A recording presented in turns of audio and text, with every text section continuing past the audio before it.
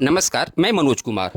शुक्रवार की अहले सुबह तेज हवा और बारिश के बाद मौसम सुहाना हुआ। इसके बाद दुर्गावती के प्रसिद्ध मां कुलेश्वरी शक्तिपीठ के महंत मॉर्निंग वॉक पर निकले।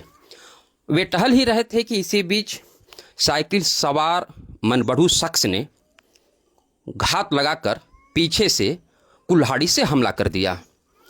हालांकि करीब 3 मिनट 23 सेकेंड के इस वीडियो से रूह कांप जा रहा है।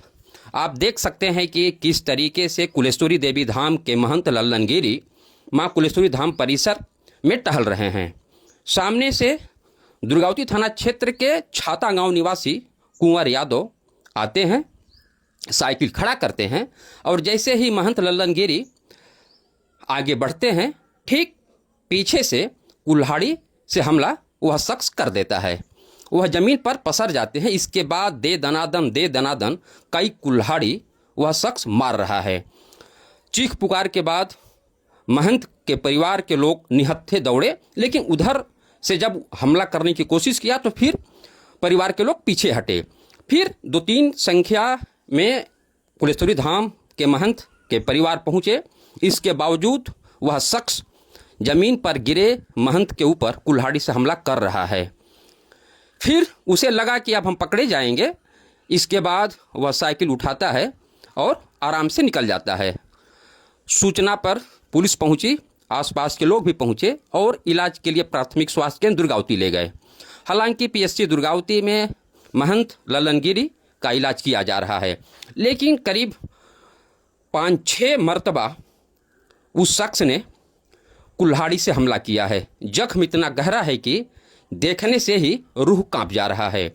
आप उस दौरान जमीन पर गिरे लल्लन गिरी पर जब कुल्हाड़ी से वार किया जा रहा होगा तो उनके ऊपर क्या बीत रही होगी। सबसे बड़ी बात यह है कि परिवार के सदस्यों के सामने ही लल्लन गिरी पर वह शख्स हमला कर रहा था, लेकिन चाह कर भी परिवार के लोगों ने समय रहते बचा नहीं पाए। वजह यह कि सभी निहत्थे थे और उस शख्स के हाथ में कुल्हाड़ी था। यही कारण है कि लल्लन गिरी बुरी तरीके से घायल हो गए।